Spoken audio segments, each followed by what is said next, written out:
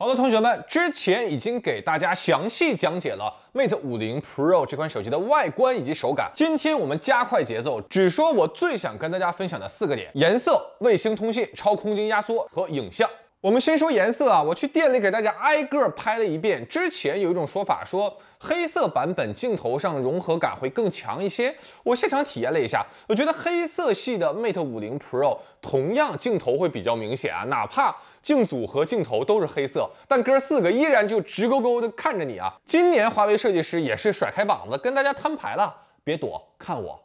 黑色虽然镜头没有隐藏，但2款黑色质感我都很喜欢。相比之下，我更喜欢亮黑色那个版本，黑中透亮，质感拉满。当然，它的一个小问题就是指纹也拉满。黑色素皮版手感很细腻，完全不沾指纹，日常也基本不用带手机壳。但是呢，我看没有亮黑版那么的闪耀。橙色呢，就是当年 Mate 30系列的爱马仕橙，明亮温暖，手感细腻，非常漂亮。弱点是浅色素皮长期使用更容易变黑。紫色很像当年 Mate 30系列上那个星河银的质感，同时搭上了今年大热的紫色特快列车啊，这个颜色属于第一眼看有点皱眉，然后隔一段时间不看又有点想念的感觉。总体上来说，我和大家一样啊，也无比怀念 Mate 40系列上那个超经典的圆环。但就像是《纵横四海》里周润发那一句台词，詹兄，正所谓天下无不散之筵席，大家就跟随华为的脚步，一起重新出发吧。接下来我们说卫星。1998年的电影《全民公敌》，当时只有五角大楼的特工才能够调用卫星通信。2001年的电影《侏罗纪公园3》，卫星电话那会儿那么大个啊，天线还不能伸缩，但是呢不需要运营商，直接通过卫星，哪怕是在孤岛上也可以拨打求救电话。而20年技术不断的进步，卫星通信手机从那么大个啊变到了现在手机里的一个小小环节。解答一下大家的疑问。第一个问题，如何使用？首先，大家需要在会员中心中申请内测，内测通过之后，你可以使用畅联这个应用，选择北斗卫星消息就可以发送了。需要注意，发送卫星消息的第一条件就是没有遮挡，必须是在空旷场地。当你进入北斗消息之后，手机会自动提醒你应该往哪个方向转移手机，哪个方向抬起手机，就能和卫星进行通信了。这个体验很有趣啊，就有一种感觉，好像是有一个无形的大手在给你指引方向。锁定卫星之后，编辑的消息就会自动发送。第二个问题，卫星消息是想发什么内容就发什么内容吗？有固定文本啊，我看了一下，主要是户外遇险的高发场景，比如说登山啊、露营啊、出海啊，同时兼顾了车祸、极端天气和自然灾害。除了求救信息，华为也融入了报平安之类的信息，比如说爬到山顶没信号了，你就可以给家里报个平安。那之所以不能自定义，主要是担心这大家拿到手机之后太欢脱了啊，内测期它又不收费，个别同学在用卫星在唠个家常什么的，对不对？他三姨这么说的话是有点太过分了。卫星发送。第三个问题，卫星消息是什么样的呀？给大家看一下，页卡是这个样子的。你可以在发送的时候勾选是否要选择自己的经纬度信息。前不久不就刚上映了一个电影吗？讲的就是小美和大壮他们俩被困在600米高的电视高塔上的一个故事。他俩要是当时能用卫星通信，那这个电影在抖音估计15秒就讲完了。第四，卫星通信资费是不是很贵呀？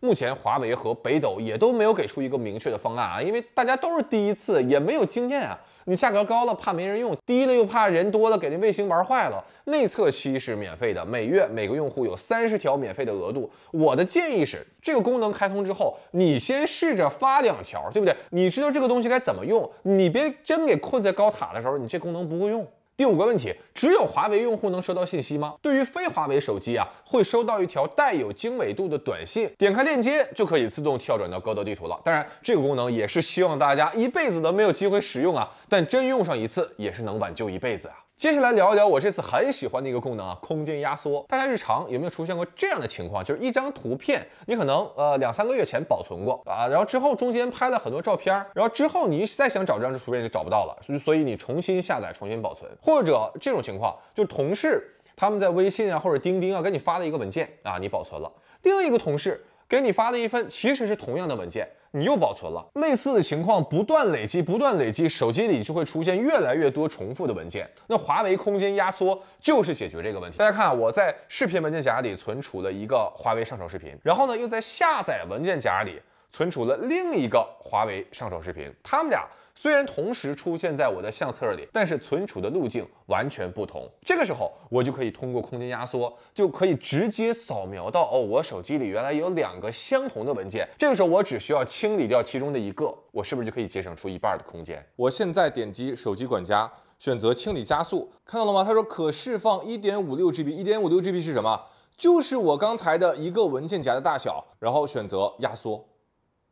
空间释放 1.56GB， 我们刚才在这个文件夹里看到这2个视频依然都在，看到了吗？它的这种压缩并不是说删掉一个，这2个文件依然都可以正常播放，就是它们只是在体积上被清除了，但是在文件路径上依然得到保留，在你使用的过程中完全察觉不出来说有一个文件被删了，但是你的空间就被节省出来了。我觉得这是一个非常巧妙的思路。最后我们说说影像啊，首先说画质。50这一代从硬件规格其实是要略弱于40那一代的，主镜头传感器变小，长焦从前代的5倍变回到这一代的3.5倍。其实无论从哪个角度都觉得这一代拍照可能得凑合了，但是没想到啊，华为硬生生的靠算法给追回来了。主镜头这次真的就是以小博大。没有大传感器与黑白镜头补充光线 ，Mate 50 Pro 是完全不输40 Pro 的，哪怕是对光线要求更高的夜景拍照。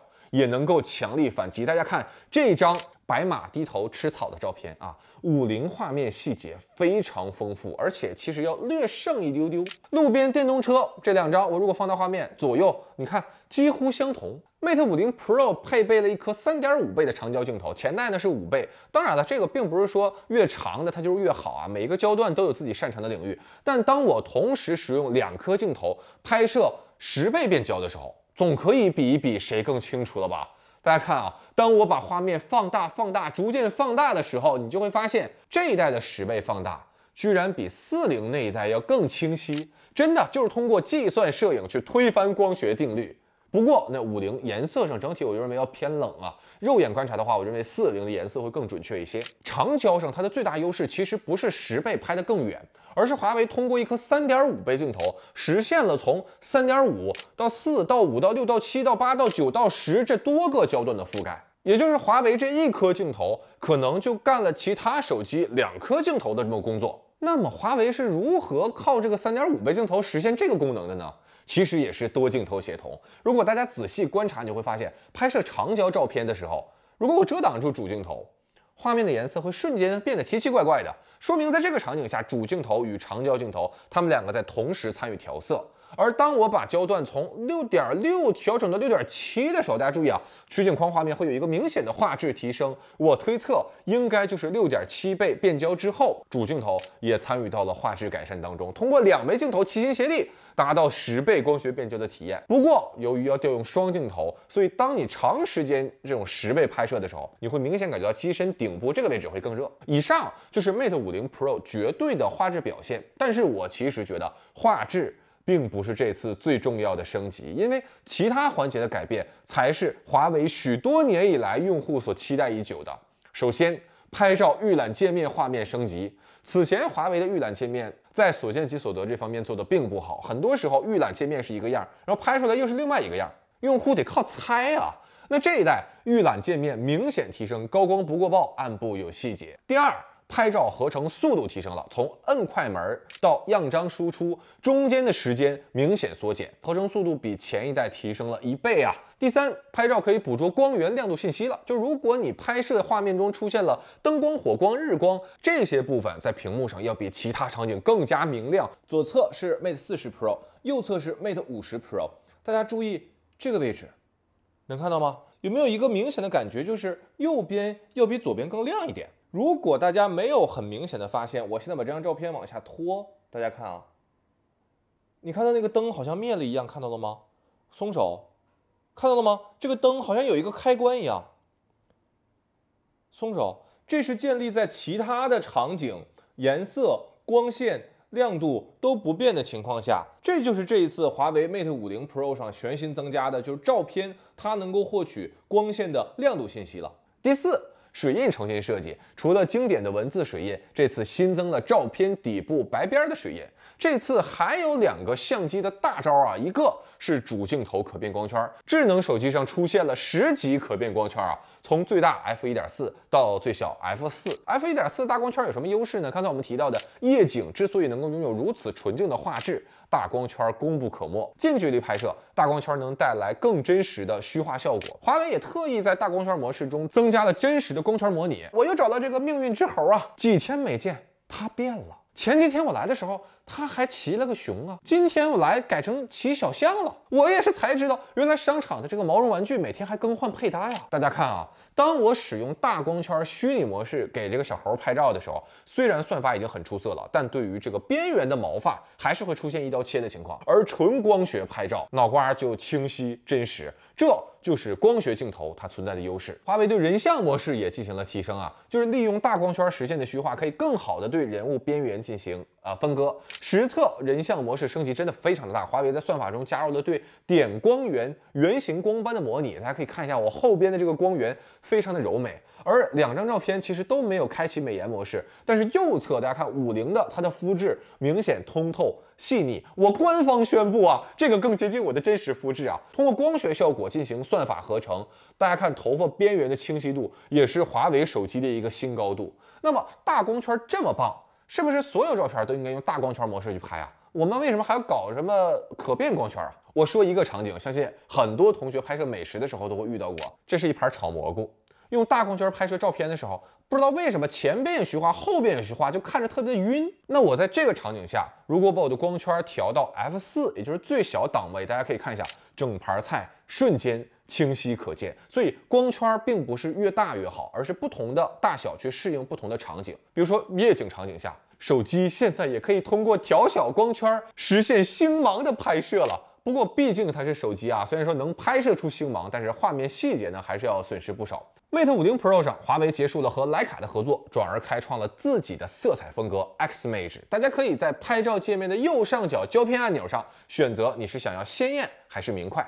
我说一下这不同风格的特点啊。首先，默认模式就最接近人眼，最接近真实风格。鲜艳模式呢，则是明显增加了色彩浓郁感，阴影要更暗，高光要更亮。明快模式则是在色彩饱和度更高的前提下，减弱了阴影，减弱了明暗对比，让画面获得更多层次。我自己的话还是更喜欢鲜艳模式一点啊，讨好眼球，黑白分明。一定有同学想了解一下和 Mate 40上的徕卡风格相比，差别在哪儿呢？我给大家对比一下看一看啊。徕卡鲜艳模式可以说，饱和度更高，阴影更浓，画面的主体会更突出，而徕卡柔和呢，差别就会比较小一些。其实到今天，我也依然很喜欢 Mate 40系列上的徕卡色彩。100年徕卡，它的经验累积，配合上华为对于影调的理解，确实是一个很经典的解决方案。而 Xmage 则是华为全新开创的自己的色彩系列。我也希望这个色彩能够不断的进化，融入华为对于色彩更多的思考。总结一下啊 ，Mate 50 Pro 可以说很成功的搅动了2022年手机整体沉闷的一潭死水。无论是硬件卫星通信、可变光圈，还是软件的压缩空间、中转站以及鸿蒙3的诸多特性，都让整个手机市场明显有趣了很多。当然了，4G 网络依然是这款手机难以回避的话题，我们也必须承认，这依然会成为很多用户购入手机时候纠结的一个环节。我的个人建议依然不变，一切结合大家自己的使用需求。如果你每天在 WiFi 环境更多，对 5G 需求不高，那 Mate 50系列依然是下半年的一个优质选择。我身边认识很多人，即使买了 5G 手机，为了省电，也会关闭 5G 去使用 4G 网络。4G 刷短视频也是很流畅的。但是相应的，如果你需要 5G 网络的高速体验，那么你就果断选择一款 5G 手机。Mate 系列从发布以来，长期都是华为顶级旗舰的产品系列。那在供应链上遇到巨大挑战和限制之后，华为没有摆烂，没有躺平，真的是把能拿到的所有硬件都激发出了最大的潜能，用软件算法去突破硬件的限制，并且开辟出了区别于其他产品的新功能。我觉得华为就像是一部精密的机器一样，不管外界的改变有多大，它都维持着自己的那个工作节奏，去精心的打磨产品，这一点非常了不起。我知道有成千上万的消费者，他们都很喜欢华为，都很支持华为，但是我更希望的是，我这支视频能够帮助大家更好的了解华为 Mate 50 Pro。希望看完我的讲解，大家在下单购买的那一刻，不只是为了情怀而买单，而是为了产品而买单，为功能而买单，为体验而买单，这才不辜负 Mate 50系列背后无数华为人日日夜夜的努力。好了，以上呢就是本期视频的全部内容，我是钟文泽，我们下个视频再见。